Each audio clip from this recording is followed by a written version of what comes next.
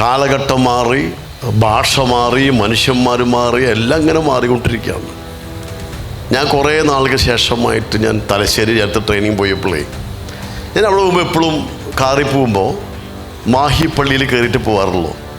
അവിടെ നിന്ന് ക്രിസ്ത്യൻ മാതാവിനെ പ്രാർത്ഥിച്ചിട്ട് പോവും. ഈ പ്രാവശ്യം മദാമേരി തന്നെ എനിക്കറിയാം പുതിയ ഫ്ലൈ ഓവർ വന്നിട്ടുണ്ട്, കയറിയൊക്കെ എത്തില്ല. അടിയോടെ പോയിട്ട് മാഹി പള്ളി കയറി പ്രാർത്ഥിച്ചിട്ട് നേർച്ചയിടണം. നോക്കുമ്പോൾ രാത്രി 9 മണിയായി. ഇത് എവിടെ ഇടുന്നൊരു രൂപമില്ല, കാരണം അടച്ചു കഴിഞ്ഞു. അങ്ങനെ അതിൻ്റെ ഇടാനുള്ള ഹോൾ അന്വേഷിക്കണത്. അപ്പോൾ മനോഹരമായിട്ടൊരു ക്യാപ്ഷൻ, ഈ നേർച്ച ഗൂഗിൾ പേ.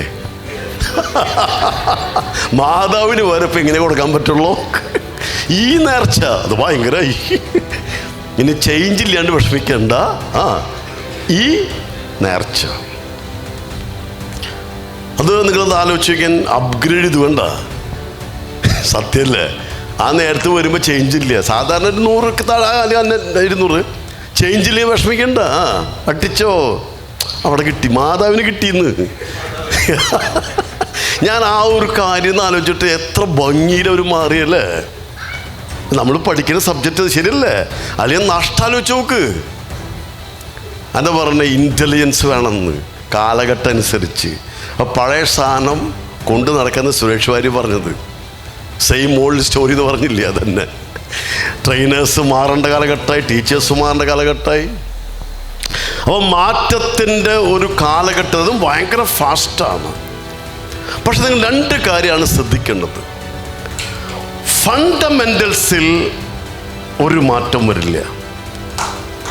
ഫണ്ടമെൻ്റൽസ് ഒരിക്കലും മാറ്റം വരില്ല. ദുഃഖവും സുഖവും എന്നുണ്ട്. അത് വരുന്ന രീതികളിൽ മാറ്റം വന്നെന്നുള്ളൂ, ശരിയല്ലേ? That is A change. Education ഇന്നുണ്ട്, എൻ്റർടൈൻമെൻറ്റ് ഇന്നുണ്ട്, എല്ലാം ഇന്നുണ്ടെന്ന്. അതിനൊക്കെ പുതിയ പുതിയ വേർഷൻസ് ഇറങ്ങിയെന്നുള്ളൂ. ഞാനൊക്കെ ആലോചിക്കാറുണ്ട്, ഈ ATM ഒരു കാലത്ത് ചിന്തിച്ചിട്ടുണ്ട് നിങ്ങളൊക്കെ. ഇപ്പോഴത്തെ ഗൂഗിൾ പേ വന്ന് ഒന്ന് കുത്തിക്കഴിഞ്ഞാൽ മണികിടി ചാടും. ഇതിൻ്റെ ഒരു പഴയ രൂപം ഞാൻ കണ്ടിട്ടുണ്ട്. എൻ്റെ അപ്പാപ്പനോട് ഞാൻ കുട്ടിയായിരിക്കുമ്പോൾ അമ്മാമ്മ പൈസ ചോദിക്കും. അപ്പാപ്പൻ തരാമില്ല പറയും. ആ നേരത്തെ അപ്പാപ്പനെ കുത്തിൻ്റെ ഒറ്റ വലിയുണ്ട്, ചില്ലറ പൈസ മുഴുവൻ. അതാണ് ATM-ത്തിൻ്റെ ഫസ്റ്റ് രൂപം. സത്യമല്ലേ? അതല്ലേ നമ്മൾ കാണിക്കണേ. ഇതൊക്കെ ഇതിൻ്റെ പുതിയ പുതിയ രൂപത്തിൽ ഇനി എന്തൊക്കെ വരാൻ പോകുന്നു. New system will come. ഒരു 25 വർഷം കഴിഞ്ഞ് ചിന്തിക്കാൻ പറ്റുമ്പോൾ എന്താ സംഭവിക്കും? പറ്റില്ല. അതുകൊണ്ട് പഴയ കാലത്ത് പറയും നിങ്ങൾക്ക് ലോങ് ഡ്രീം വേണമെന്ന്. അത് കാര്യമില്ല. ഇനി പഴയ കാലത്ത് ട്രെയിനേഴ്സ് പറയും short time, short goal, middle goal, long time. ഇനി ലോങ് ഗോൾ നിൽക്കില്ല. കാരണം അറിയാം, നമ്മളൊരു ലോങ് വിഷൻ, ലോങ് ഗോൾ വെച്ച് കഴിഞ്ഞാൽ അത് മിഡിലാകുമ്പോഴേക്കും അതിൻ്റെ റെലവൻസ് പോയിൻ്റാവുന്നു. ആ ഗോളോട് എനിക്ക് കാര്യം ഉണ്ടാവില്ല, കാരണം ലോകം അപ്പോഴേക്കും മാറിപ്പോയിണ്ടാവും. നമ്മൾ ഒരു 10 വർഷം കഴിഞ്ഞ് ഇങ്ങനെയാവുന്ന സ്വപ്നം കാണാൻ പാടില്ല എന്ന്. കാരണം മാറ്റങ്ങൾ ഫാസ്റ്റ് ആയതുകൊണ്ട് 10 വർഷം കഴിഞ്ഞാൽ ഇതാണ് എൻ്റെ ഡ്രീം സ്വപ്നം കഴിഞ്ഞാൽ യു ആർ ഫൂൾ. അത് ചെയ്യരുത്. ഇന്ന് മിഡിൽ ടേം ഗോളിന് വാല്യൂ ഉണ്ട്. ഒരു 5 വർഷം ഓക്കെ, മാക്സിമം 5 വർഷത്തിനുള്ളിൽ ഡ്രീമെ കാണാൻ പാടുള്ളൂ. നമ്മളങ്ങനെയല്ല. ഏതാ ഒരു 10 വർഷം കഴിയുമ്പോൾ കാണരുത്. ഞങ്ങളുടെ ഒരു കാലഘട്ടം ഉണ്ടായിരുന്നു. കാരണം എന്താ, അത് ചേഞ്ചസ് സ്ലോ ആയിരുന്നു. ഞങ്ങൾക്ക് പറയും, പഠിക്കും പറയും, ഇപ്പോൾ 15 വയസ്സ്, ഒരു 35 വയസ്സാകുമ്പോൾ എന്നൊക്കെ കണ്ടിരുന്നു. അതൊക്കെ ഓക്കെ. ഇന്നങ്ങനെ ട്രെയിനേഴ്സ് ഇങ്ങനെ പറയാൻ പാടില്ല. മാതാപിതാക്കൾ പറയാൻ പാടില്ല മക്കളോട് നീ 10 വർഷം മുന്നോ, ദാറ്റ്സ് ഗോൺ. കാരണം വേൾഡ് അത്ര സ്പീഡിലാണ് മാറുന്നത്. ഒരു 5 years മാക്സിമം, അതുക്കപ്പുറം നിങ്ങൾ സ്വപ്നം കാണല്ലേ. അതെൻ്റെ ഫസ്റ്റ് മെസ്സേജാണ്. അടുത്ത 5 വർഷത്തിനുള്ളിൽ ഞാൻ നേടാൻ പോകുന്ന സ്വപ്നം എന്താണ്, അതാണ് ഡ്രീം സെറ്റ് ചെയ്തിരിക്കുന്നത്. ഇപ്പം ഞാനടക്കം എൻ്റെ ഒരു വർഷത്തെ ടാർഗറ്റാണ് 1000 പബ്ലിക് സ്പീക്കേഴ്സ് എങ്കിൽ അത് 3rd year ആകുമ്പോൾ 10,000-ഉം 5 years കേരളത്തിൽ 1 lakh പബ്ലിക് സ്പീക്കേഴ്സിനെ ക്രിയേറ്റ് ചെയ്യുക. അതാണ് 5 years ടാർഗറ്റ്. കേരളത്തിലൊരു എഡ്യൂക്കേഷണൽ റവല്യൂഷൻ ക്രിയേറ്റ്. അതാണ് എൻ്റെ വിഷൻ, മിഷൻ, പാഷൻ. ഇനി അതെന്തെന്നറിയാം, എൻ്റെ അക്കാദമിയിൽ കൊച്ചുകുട്ടി കൊണ്ടുവന്നു. അല്ല അങ്ങനെ പറഞ്ഞില്ല. പക്ഷെ ഒരു കൊച്ചു കുട്ടിയുണ്ട്, അവന് പബ്ലിക് സ്പീക്കിംഗ് ട്രെയിനിങ് വേണമെന്ന് പറഞ്ഞു. ഇവിടെ കുറേ കുട്ടികളൊക്കെ ഉണ്ട്. അപ്പം ഞാൻ പറഞ്ഞു കൊണ്ടുപോകാൻ പറഞ്ഞു. അങ്ങനെ അവനെ കൊണ്ടുവരുന്നുണ്ട്. നോക്കിയപ്പോൾ UKG. കുട്ടിക്ക് എഴുന്ന് നിൽക്കാൻ പറ്റുന്ന അവസ്ഥയായിട്ടില്ല എന്ന്. അപ്പോഴേക്കും പബ്ലിക് സ്പീക്കിംഗ് ട്രെയിനിങ് വേണമെന്ന്. ഭാഗ്യം ജനിച്ചപ്പോൾ കൊണ്ടുപോകുന്നില്ല. ഞാൻ മാമേസം വയ്ക്കാനാ, ആ പബ്ലിക് സ്പീക്കർ. നിങ്ങൾ എൻ്റെ അവസ്ഥ ആലോചിച്ച് നോക്കി. ഇനി ബാക്കി കൊണ്ടുവരും, ആവശ്യമൊന്നുമില്ല. കാരണം അത്രയും ഫാസ്റ്റ് അവർ ആ കുട്ടീനെ പബ്ലിക് സ്പീക്കർ. അതിന് കാരണം കേട്ടോ, പബ്ലിക് സ്പീക്ക് എന്ന് പറയുന്നത് എപ്പോൾ കൊടുത്താലും ട്രാൻസ്ഫോർമേഷൻ. ആ കുട്ടി നല്ല കുട്ടിയാണ്, ആ ഫസ്റ്റ് പ്രൈസ് ഒക്കെ വാങ്ങിച്ചു. എന്താ അവൻ്റെ പെർഫോമൻസ്? എൻ്റെ ചരിത്രത്തിലെ ദ യങ്ങസ്റ്റ് സ്റ്റുഡൻറ്റ് ഇപ്പോൾ അവനാണ്. ഇനി ജനിക്കും കൊണ്ടുവന്നാൽ അവനായിരിക്കും. മൈക്രോഫോൺ പാൽകുപ്പിക്ക് വരാം, മൈക്രോഫോൺ പിടിക്കും കുട്ടി. Come on, public speaker. സംഭവിച്ചൊക്കെ ചിന്ത ഞാനില്ല എന്ന് പറയുന്നില്ല. നമുക്കിപ്പോൾ തമാശ തോന്നും, അങ്ങനെയാണല്ലോ പല കാലത്ത് പോസിബിളായത്. നമ്മൾ ഒരിക്കൽ ചിരിച്ചിരുന്നല്ലോ ഇപ്പം എന്തായത് ചിന്തിപ്പിക്കുന്നത്. ഒരിക്കൽ ചിരിച്ച് തള്ളിയത് നമ്മളിന്ന് നമ്മളെ കൊണ്ടത് ചിന്തിപ്പിക്കുകയാണ്. That's A fact. അപ്പോൾ മാറ്റങ്ങൾ വന്നുകൊണ്ടിരിക്കുകയാണ്.